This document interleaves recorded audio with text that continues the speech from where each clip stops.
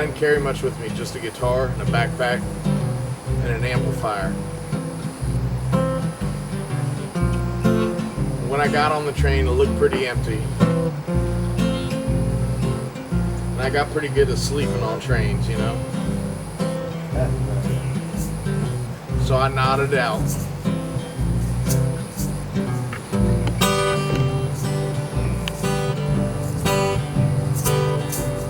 I woke up to 6 French police officers standing over me. One of them hit me with a nightstick on my foot. He goes, said something in French, I wasn't quite sure. I looked at him. I was a little bit angry. I said, no habla. He said, get your shoes off of the seat. That has nothing to do with the story, though. It's a little filler. So I went to the studio, you know, called the Balloon Farm. And I recorded and I played all day till about 12 o'clock at night. And then it was time for us all to go to our respective beds. And all the fellas had a room out there, but not me. I was the odd man out. And like I said, I was tired, you know. So I went with the bass player. And we were staying at a friend of his wife's.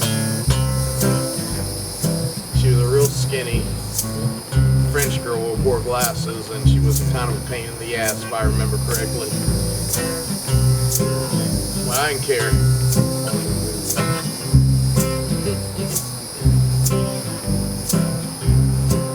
So it was 12 a.m. when I came in and laid down on her floor. I've been out drinking wine and having a good time with a bunch of French boys. You know, we were recording. Good, clean fun. Smoking, drinking wine. And I was so tired from my long, long day of doing wrong. I knew my time on that French girl's floor wasn't long.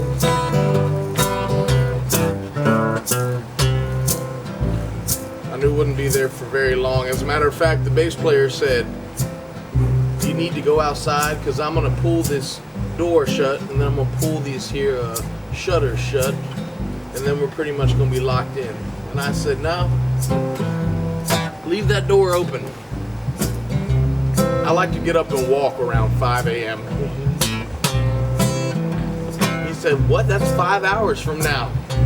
So then, you watch, at 5 a.m. I'll be going for my morning jog. So at 3 a.m., there she was. No surprise. She was staring down on me and my bloodshot eyes. All right, thanks for showing up, man. Appreciate it. We'll get George on the job here soon. And Lord, right? Just a half an hour ago, I'm sure he feels guilty. Sleeping like a log. He should. Well, that woman, she got me outside like her dog. And I knew it just a matter of time till she moved me down the line. She gonna tell me that I can't stay here no more.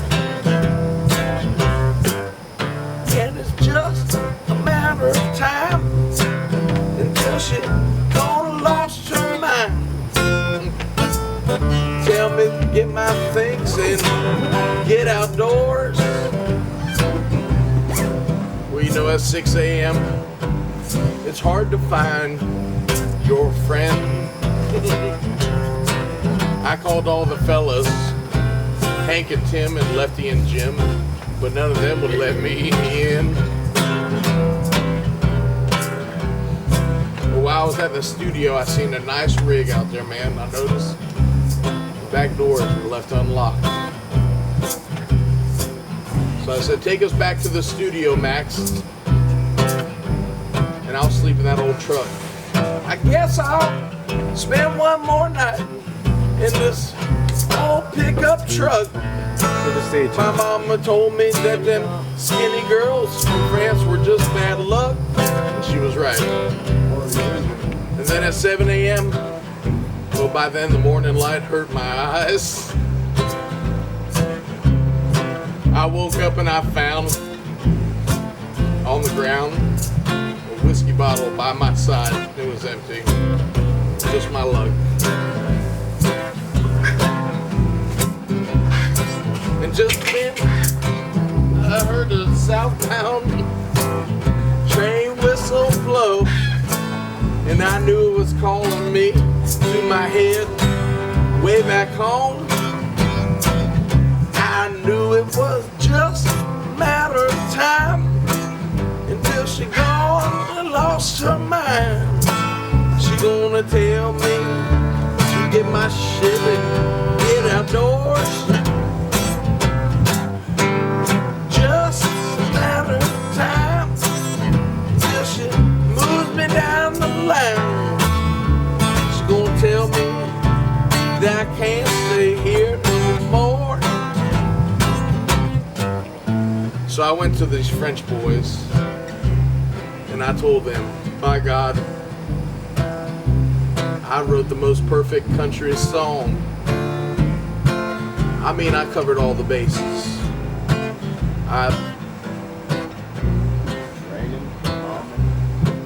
talked about trains, I talked about mama, I talked about smoking, drinking.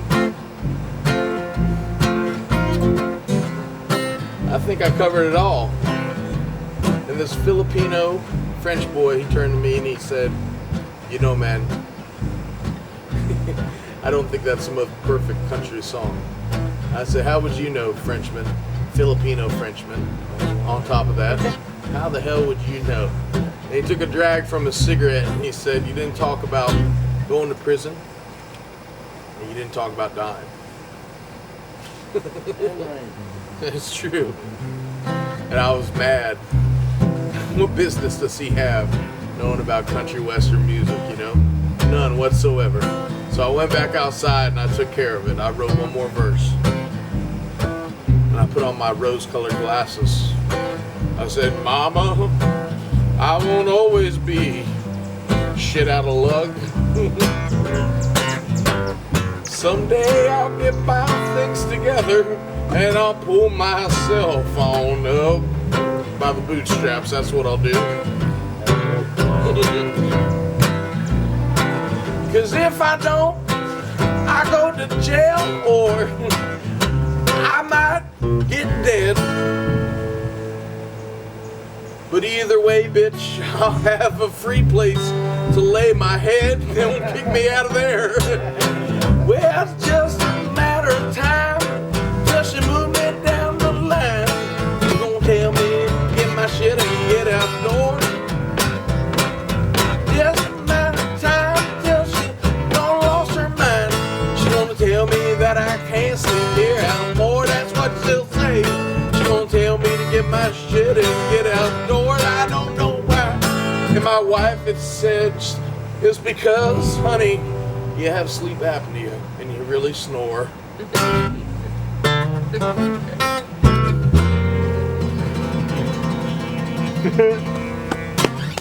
That's why. And that's a true fact based on true truth. Story. Yeah. Ready to go? Ready to go, monkey? I know. That was fun though, man.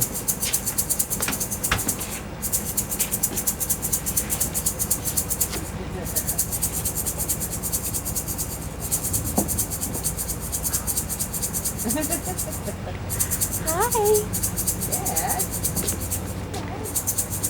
That is sweet. What a great background, huh? Hi, Silas. Hi. Hi, Silas. Take that thumb out of your mouth.